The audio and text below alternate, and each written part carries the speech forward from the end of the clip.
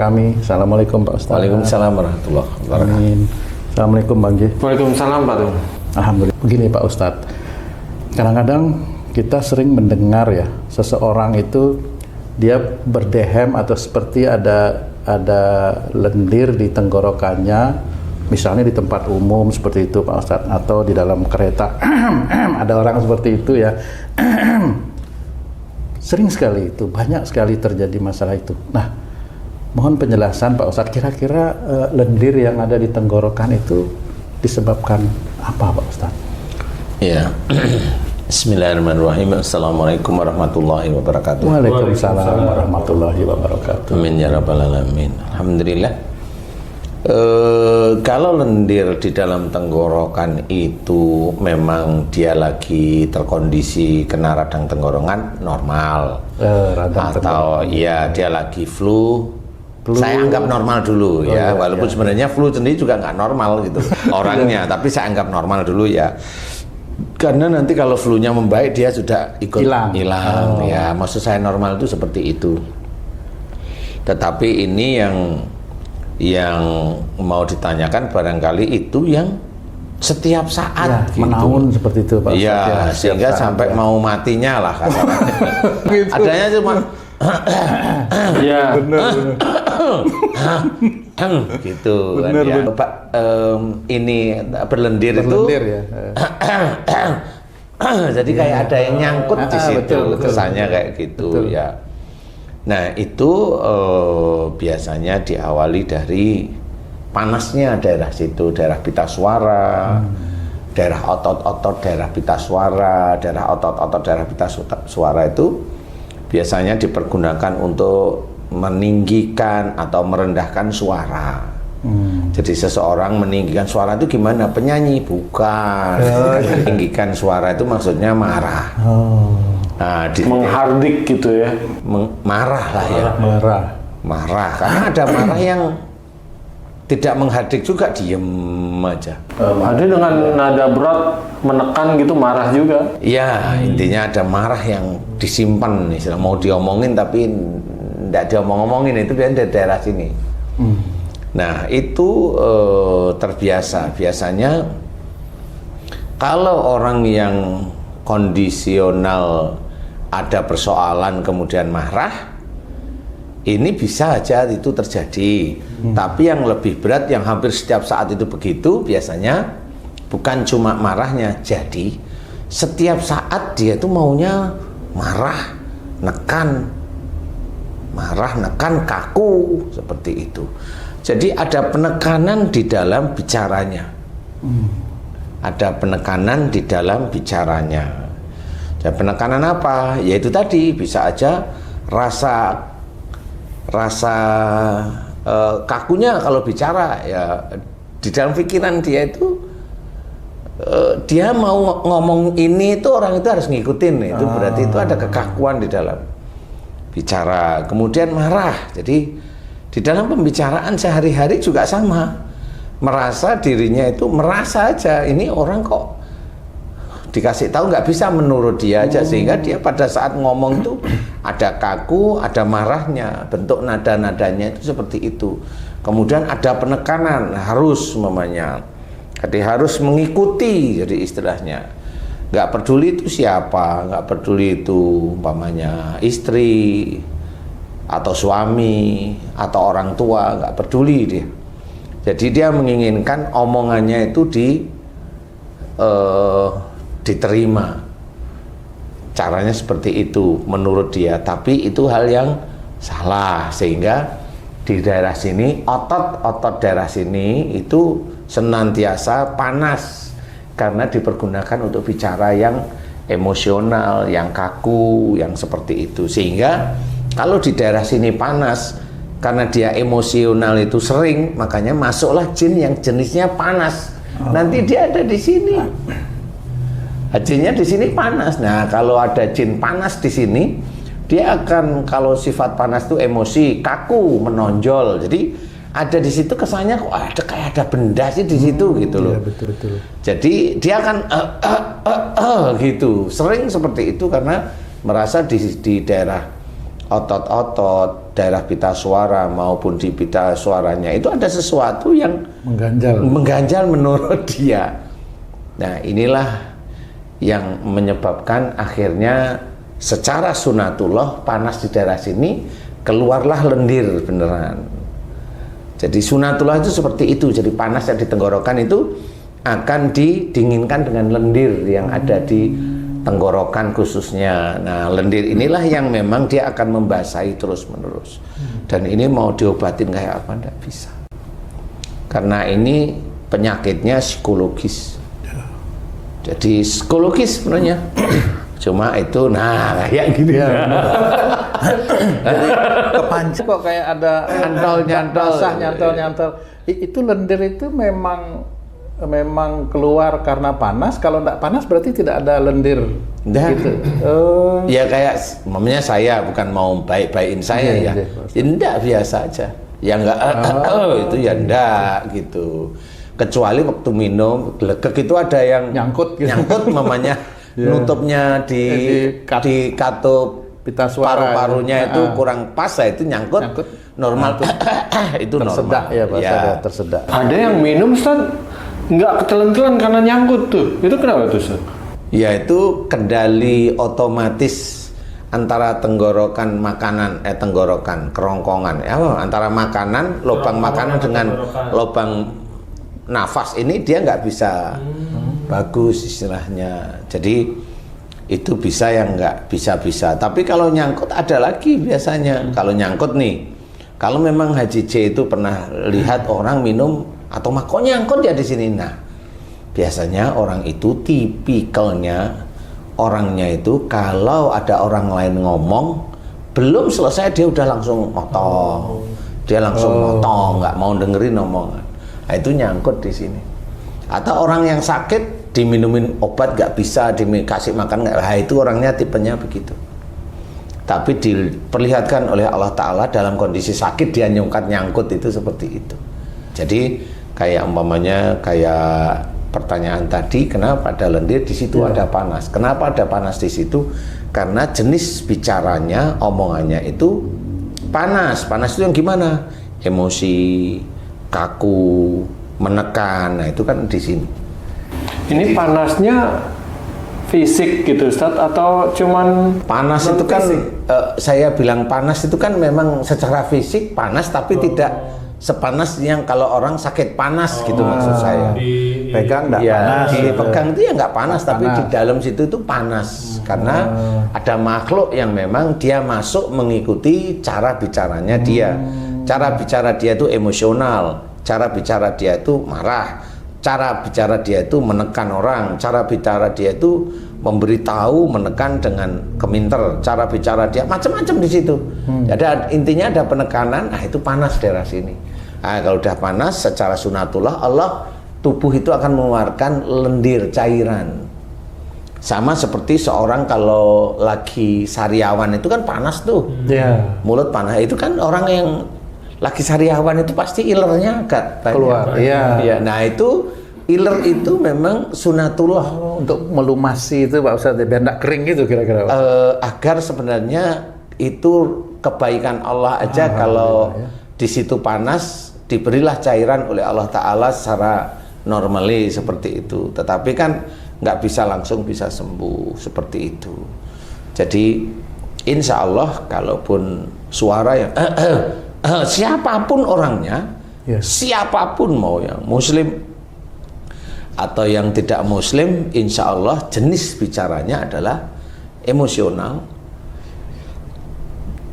marah, kaku, menekan, rata-rata di titik itu. Boleh dites. Saya banget tuh Pak Ustadz. Ya. Tadi pagi baru gitu tuh. Oh iya. Tadi pagi. Mikirnya tuh gini, lah kan udah aku bilangin iya, masih juga nanya. Itu termasuk menekan itu Pak Ustadz. Sama menekan. Masya Allah. Sama siapa yang ngomong gitu? Istri saya. Oh, sama istri. Istri yang mana? Yang di Jogja. Ini istri beneran nih Pak Ustadz nih. Ya kan nanti ada orang ngomong, loh kan istrinya di Bali. Makanya itu kan keterucut ya saya ya. Maksud saya itu berpikir kan udah tak bilangin tadi, kok nanya-nanya lagi gitu. Itu juga salah ya Pak Ustadz. Ya, di hari itu salah, di waktu itu salah. Kemarin-kemarin salah. Gimana sih caranya mengendalikan itu ya Pak Ustadz ya? Makanya istilahnya orang itu belajar itu ya ngomonglah benar-benar. Jadi gini loh maksudnya. Pamannya kamu keluarga gini, ngomong yang benar di situ ada peraturan yang harus ditaati gitu. Kalau nggak ada ya maunya sendiri.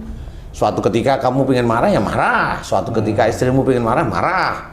Suatu ketika kamu pengen nggak mau peduli begitu, istrimu nggak mau peduli begitu, karena nggak ada peraturan di situ. Suatu ketika anakmu ya ada yang nggak mau diganggu gitu, sehingga kamu sendiri kan ya diem. Ya satu kan momen nggak bisa diganggu gitu, lah kan akhirnya diem. Akhirnya apa? Sosialisasi di dalam kehidupan nggak jalan. Nah di situ karena apa? Karena belum pernah ada hitam di atas putih di dalam keluarga kan gitu ya. Istilahnya itu kalau memang keluargamu itu mau menjadi keluarga yang sakinah mawaddah warahmah ya jangan semaumu sendiri, jangan semaunya sendiri. Jadi betul-betul diatur dengan agama kita. Umpamanya ada anakmu menyendiri aja terus ya diatur agar mau turun, mau ngobrol kan gitu. Paling tidak nongol di keluarga. Kemudian kalau disuruh itu benar-benar nggak asal aku lagi sibuk gitu, nggak seperti itu. Bisa seperti itu, bukan berarti juga langsung jalan kalau memang lagi sibuk. Bilanglah umpamanya nanti kira-kira sekian menit. Itu belajar seperti itu juga belajar agar kita itu menghormati orang tua juga, bukan orang tua disuruh menghormati anaknya gitu. Nah itu juga sama, bagaimana kamu itu bisa hormat kepada anak-anak juga begitu. Jangan sampai kamu sangat sering ngomong banyak salah, akhirnya nyuruh anakmu hormat pada kamu ya nggak digugu, nggak digubres kamu begitu. Tepat. Nah kamu kan banyak salah, udah emosi umpamanya neken, suatu ketika tenang kemudian kamu nyuruh anakmu gantian anakmu ya begitu, pura-pura nggak tahu. Iya benar. Nah kenapa kayak begitu ya? Karena tidak ada pola di dalam keluarga. Nah ini keluarga ini seperti bukan keluarga, seperti itu. Jadi keluarga ini murat marit sebenarnya. Seperti umpamanya nih saya kasih tahu nih, umpamanya kamu pas lagi nggak masak nih keluargamu. Nah di situ tuh harusnya yang ngimamin di rumah itu kan tanya, nah kamu makan apa? Kan gitu. Betul. Ya harus tanya ini, kenapa? Nah inilah gunanya sosialisasi. Kalau hanya diem aja ya diem, anaknya nggak ditawar-tawarin, perutnya lapar, ya anaknya sendiri akhirnya pesen sendiri. Dia pesen 3 makanan, 4 makanan ya untuk dirinya sendiri, walaupun di situ ada saudaranya, ada mamanya, nggak peduli. Lah kenapa? Lah keluargaku nggak peduli sama saya, ya akhirnya ya begitu. Nah inilah jadi keluarga yang besok apakah itu ketemu di surga? Wallahu a'lam, nggak ngerti. Kalau keluarga hanya begitu aja ya gimana caranya ngerti? Dimulai dari hal-hal yang seperti itu, yang dianggap remeh sebenarnya, menawarkan makanan itu bisa ya Pak Ustadz? Kalau saya dimulai besok, nggak usah ngomong cangcing dari hal-hal remeh. Oh remeh itu juga nggak pernah dimulai kok. Saya pernah menyampaikan itu, kemarin saya sampaikan gitu. Ya jawabannya juga memang membuat saya terkesima juga. Ya saya tahu, tahu tapi kok nggak dirubah gitu ya. Itu kan menimbulkan lendir lagi. Iya. Akhirnya kami sampaikan juga itu, mau mulai besok kamu nyapu sama ngepel dulu. Gitu. Itu kan sesuatu yang beda dari yang biasa dilakukan gitu lah. Mudah-mudahan bisa ini. Amin ya. Jadi atau gayanya Haji J. Karena Haji J kan jarang marah. Jadi kalau istrinya ngomong ini ikut ya gitu. Jadi nggak pernah nggak pernah. Oh iya ya bener aman nih. Alhamdulillah ya aman di dunia maksudnya. di dunia ya. Lah iya maksudnya kan nggak berlendir mau ngikut. Hah? Bagaimana biar aman dunia akhirat itu Pak Ustadz? Nah. Ngikut tapi aman dunia akhirat. Nggak bisa itu. Sebenarnya kan ada hal-hal yang memang harus dikerjakan. Mana yang manfaat, mana yang kurang manfaat, atau mana yang tidak manfaat. Itu harus diklasifikasi, digridkan istilahnya.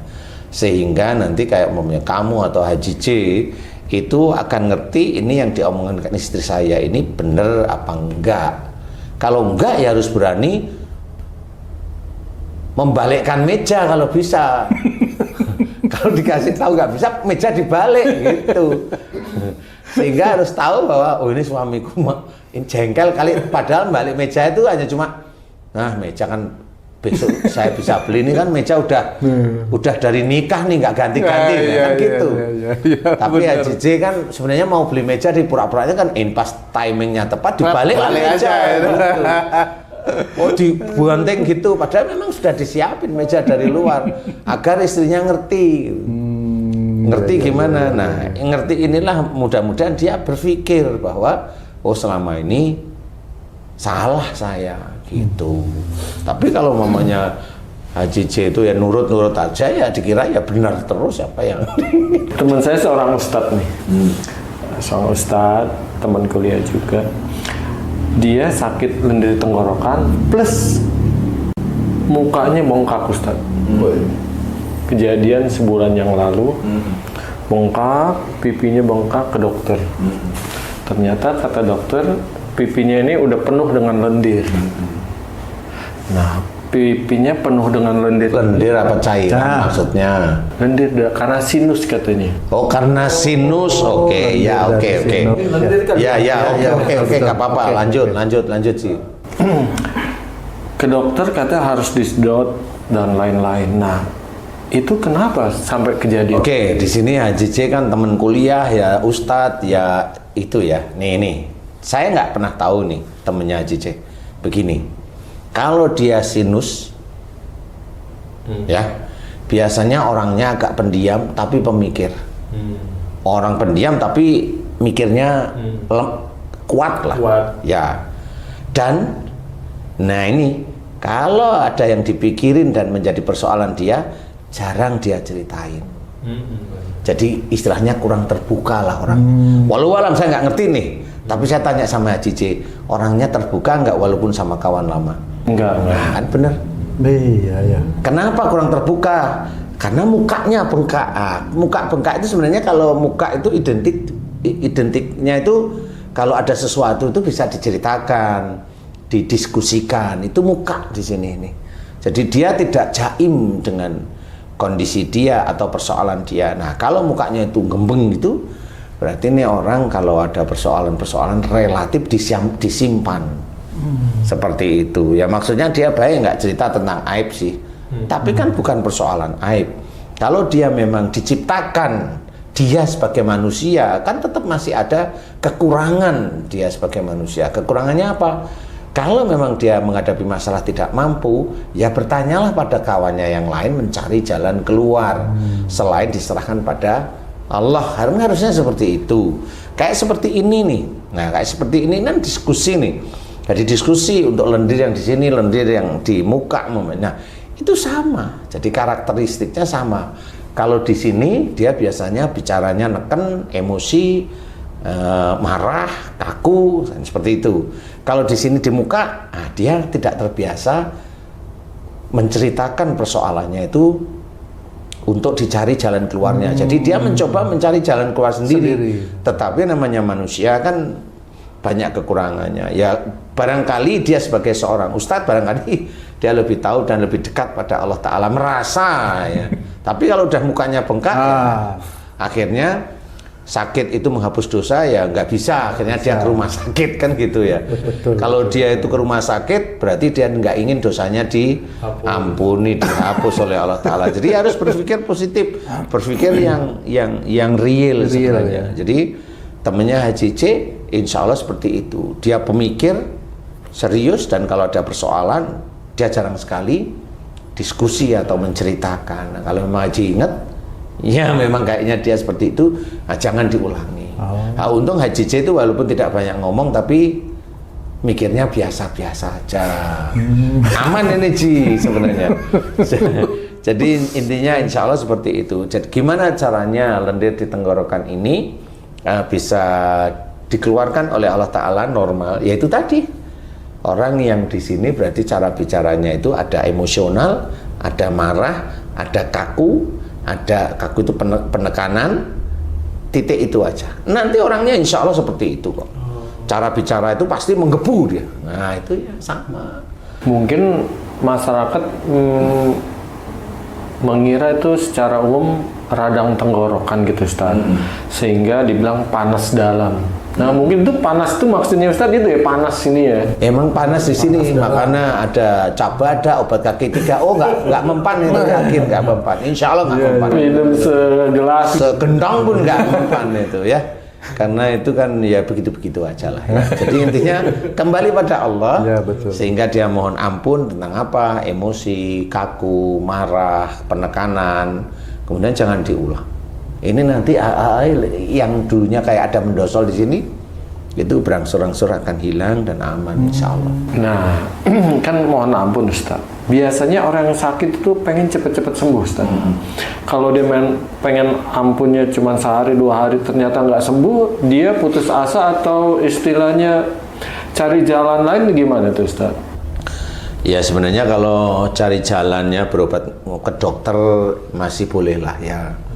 Tapi ya kalau saya lawong melakukan dosa puluhan tahun kok mau sembuh dalam waktu seminggu ini gimana sih? Kan nggak bisa. Jadi istilahnya itu dulu berangkat dari Jakarta ke Surabaya itu butuh waktu mamanya 12 jam umpama loh ya. 10 jam lah kasarannya. Butuh waktu 10 jam, pulangnya kok minta 1 menit. Gimana ya? Nggak ketemu sebenarnya. Nggak ada booster 1 menit ya. Nggak ada kayak gitu. Jadi turbun ada juga. ya, orang itu yang dilihat oleh Allah Ta'ala itu adalah kesungguhan di dalam bertobat. Jadi kalau dia bertobat itu tidak istiqomah, maunya hanya pengen sembuh, yang dia nggak akan sampai. Dan itu sama Allah diketawain. Kamu hanya menyuruh aku untuk menyembuhkan gitu. Makanya istiqomah aja dalam bertobat seperti itu. Nanti sampai kok insya Allah. Nggak cuma masalah penyakit saat ini, bisa aja penyakit-penyakit yang lain itu malah dikurangi oleh Allah Ta'ala, malah disembunyikan, malah bisa digugurkan pelan-pelan oleh Allah Ta'ala. Karena apa? Karena tobat, mohon ampun terus-menerus setiap saatnya. Insya Allah seperti itu yang di tenggorokan. Kalau di muka, ya itu tadi, coba aja belajar ngomong sama temen yang memang dia rasa bisa menyelesaikan masalah, kemudian mohon kepada Allah Ta'ala agar diberi kemudahan untuk sembuh seperti itu. Tapi kalau itu sampai bengkak di situ, walaupun dia itu Ustadz kayaknya nggak paham deh dia itu. Dia mikirnya itu diem itu adalah emas beneran. Enggak. Diam itu emas kalau seorang yang memakai kalimat tersebut itu adalah orang yang banyak bicara. Banyak ngomong, bicara tidak manfaat seperti itu, ya lebih baik diam.